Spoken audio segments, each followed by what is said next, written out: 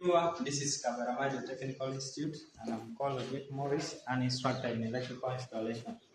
So we shall be taking you through one of the components which we have, and in this case we are going to talk about the timer. We have timer which are of different make, but for this case we are talking about the one of the 8 pin. Okay? We are talking about the one of the 8 pin. And if you are to look, this is the drawing of which I've transferred to the board. When you check on your 8-pin timer, you will get this kind of drawing here.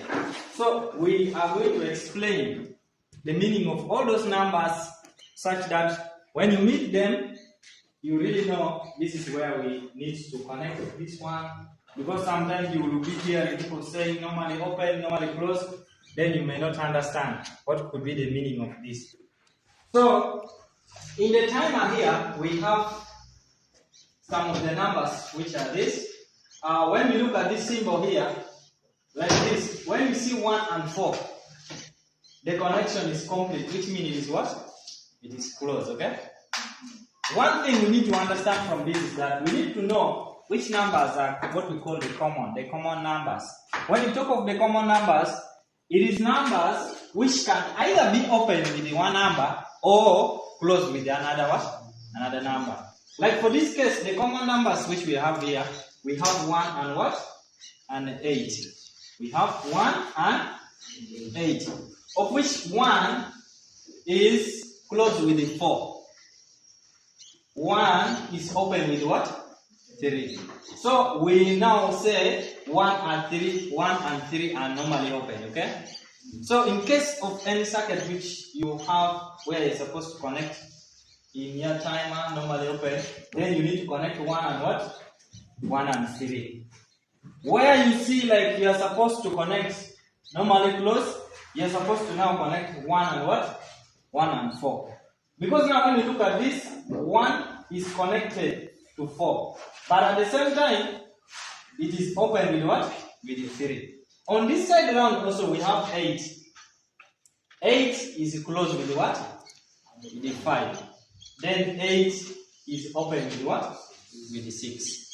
So when I tell you to connect the normally open of the timer, I expect you either to connect 1 and 3 or 8 and what? 6. One thing you need to note is that you don't need to bring two connections on the same line because you will be overloading the line, okay? When you have already connected, maybe you are normally closed on 1 and 4. Don't again connect your normally open on 1 and what? 3. Because this line will have been what? Used already, okay? So once you have connected your normally open of let's say 1 and 3, then when you want to connect another normally open or normally closed, you need to select now what? 8 and what? And 5, such that you don't put too much connection on the same line, okay? Yes. Then, on what we have here, we have what we call the input. When we talk of the input, we are meaning the side which you need to connect to power. Inside the timer, we have what we call a coil, okay? And it's this coil when you connect help in empowering or is helping the energizing of this what? This timer.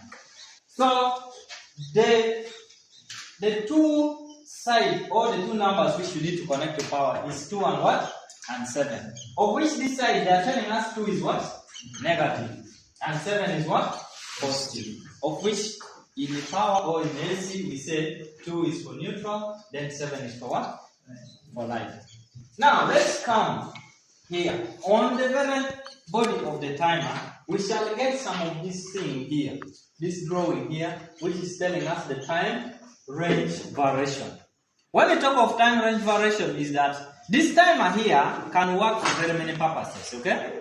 Someone can set it in terms of 5 seconds, in terms of 5 minutes, in terms of 50 seconds, in terms of 30 minutes, okay? It depends on how you want it to operate. How do we do this? You are supposed to open this upper part of the timer. When you open it, there is a part here which also you need to open it. There's a part which you need to open here. Now, when you open, there are numbers here. There's 1, 3, 2, 4. In fact, we have 1, 2, 3, 4. What I'm trying to mean is there are some numbers which are on top here. I don't know if you are seeing these two things here. There are two white things here. I don't know if you are seeing. So these two white things, you can either move it to one position or the other. It can be moved to one position. According to these numbers, are you seeing? Are you seeing? You can set your timer from here. I don't know if you are seeing. Okay? Now, if I want to set my timer here to 5 seconds, which means I'm going to set this white thing to what? To 2 and what? 4. So I look for my 2 and 4. Of which all of them are on this one side.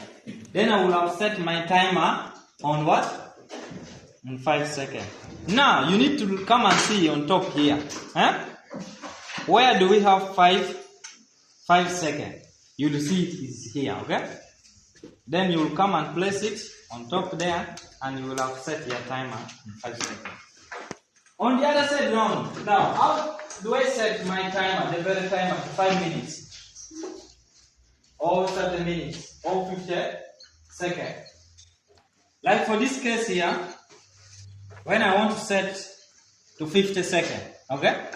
I want to set to 50 seconds. Which means I'm going to again move my setting here. One will be connected to 1, and the other one will be connected to what? To 4, okay? So 1 and 4, you will have set your timer to what? To 50 seconds. So that is just basically about the time. Is there any question?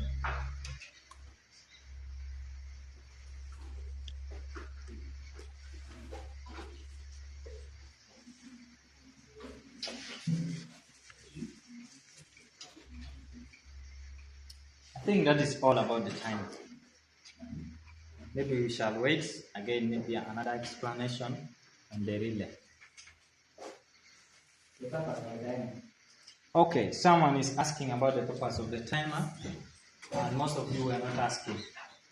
Timer works in a way that it has got what we call the coil inside. But this coil here, inside the timer, we said we have what we call the normally open and the normally closed. But it works in a sense that if you set, maybe like, I want my lights to be on after, let's start what? 30 minutes, okay? The timer here will count for maybe 30 minutes. Then after that 30 minutes, what will happen? The normally open will become normally closed, and the normally closed will become normally open. Of which, if you are connected one side, like your supply on what? On 1, then on the other side it is going to the load. You connected it on 3. Then you set your timer to 30 minutes. It will count when 30 minutes elapses. You will see that this power here will be connected. All these things will be attracted here, and you will see light the other side. That is why we use timer, first of all, in the security light. Okay? In the security light, like where you are not around, you say maybe it should be on after every 12 hours. Okay? So we can use the timer in the what? In the security lights. Then secondly, we can use timer on what we call the traffic signal, whereby you need an interval of time in order for you to see different types of lights, okay?